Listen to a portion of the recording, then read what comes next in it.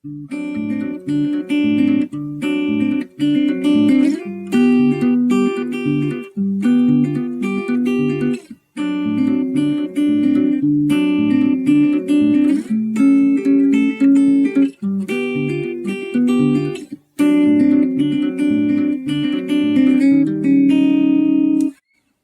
that's a Chet Atkins inspired walking bassline rhythm, something that Chet would use often, and you'd hear people like Chet and Merle Travis use a rhythm like that. And basically it has two parts. It has a walking bass line, which is done with the thumb, and then it's got a melody played on top of that. So both are played at the same time. And it's not that difficult to do. It takes some practice. So this is not for the very beginner. This is something, now I'm doing this on electric guitar. You can do this on an electric or an acoustic. And with this lesson, I've also included the tablature so you can really take a look at what's going on. So let's take a closer look at how to play this Chet Atkins inspired rhythm. Okay, since this is a somewhat complex melody, I figure we're going to have to show both hands. So I'd like to start with the left hand first, since it's actually the easier of the two, and then we'll move on and I'll show what's going on with the right hand. The right hand is doing most of the work in a melody like this. The left hand is actually not doing that much at all. It's kind of holding down a chord. So in this example, we're playing a D7th chord, and I could have used a C7th or any 7th for that matter up and down the neck, but I figured we'd start with a D7th. And so you can look on your screen there and see exactly how I'm fretting this 7th chord. Now I'm starting with my ring finger, and I'm putting it here on the 5th string, 5th fret, and then I'm taking my middle finger and putting it on the 4th string, 4th fret. Sorry, I have to think about that for a second. Then I'm taking my pinky and I'm putting it on the 5th fret, 3rd string. So you have a little box like that, and then you have your pointer finger left to put onto the 2nd string, 3rd fret, like that. So you hold this 7th position throughout this entire melody, even when you slide it up and down the neck. This doesn't change. The only thing that's changing with the left hand is your ring finger will actually bounce back and forth on the 5th fret between the 5th and the 6th string, like this. And that's what gives you that, and that's sort of that walking bass part. So this is kind of what it looks like. You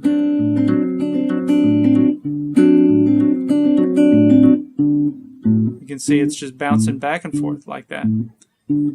So the nice thing about, like I said, with the left hand is you hold this exact same position and we shift everything up 5 frets. So we start here.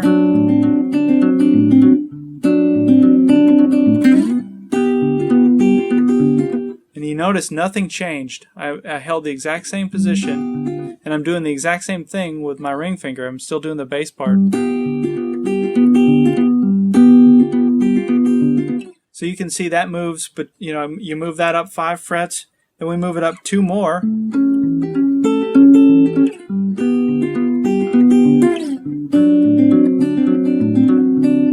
So that's kind of how that works with the left hand. So the left hand, pretty simple.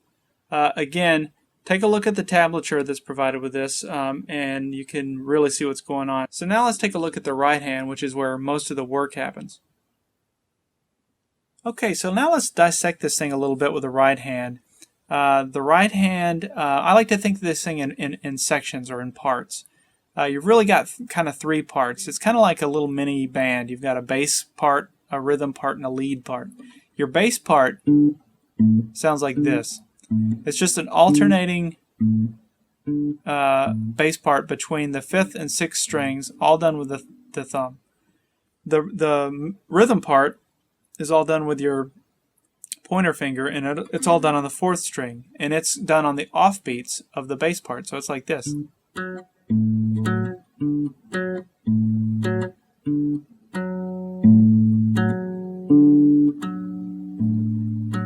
So that's what that looks and sounds like.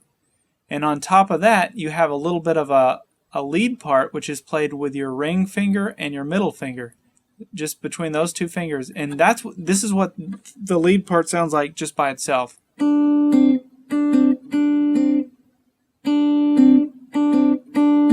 Now not much to it. It really needs the other parts to define it.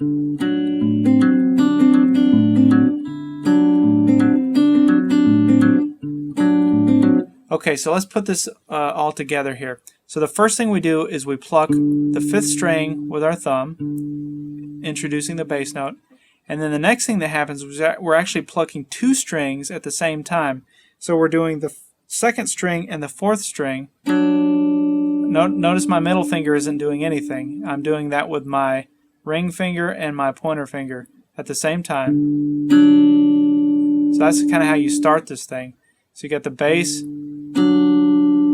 because it just so happens that the rhythm bit, which is on the offbeat, and the lead part are both happening at the same time. So it's now we go back to the bass part on the 6th string. So it's, and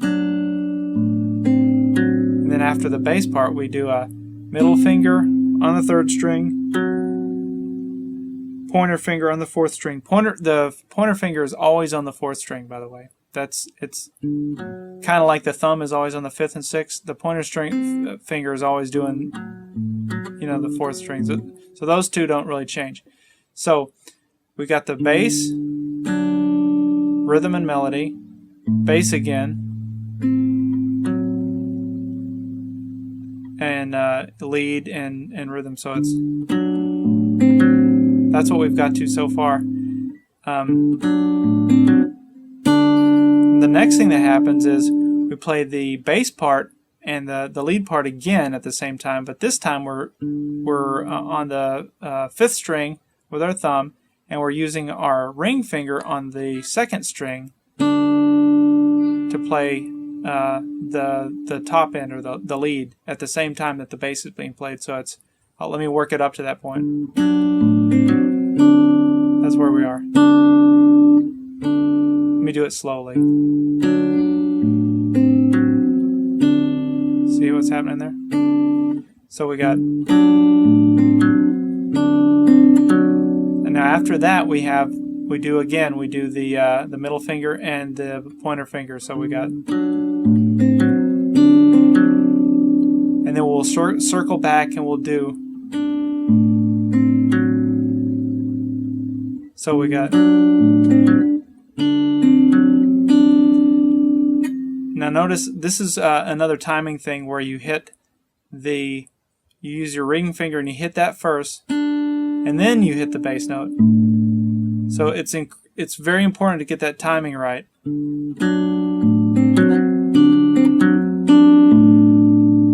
It doesn't make much sense at all if you stop it there, but if you hear it keep going, it does make sense. So let's build it up.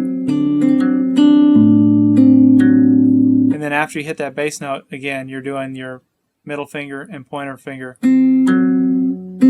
You're following it up with.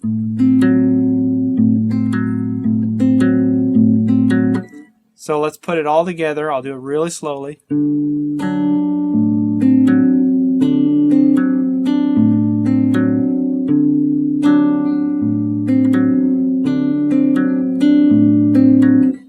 Again, these at the same time. At the same time. And that's something you're going to want to just practice very slowly with a metronome if you have it, over and over again. Don't worry about speed. Speed will come. In the beginning, though, you've just got to try and really get that rhythm.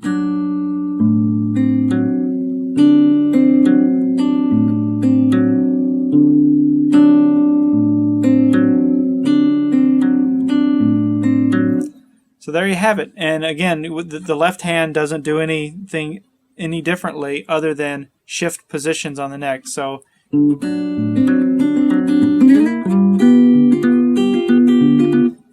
your right hand doesn't change its pattern. You just kind of keep doing that same pattern over and over again. So I hope you've enjoyed this lesson.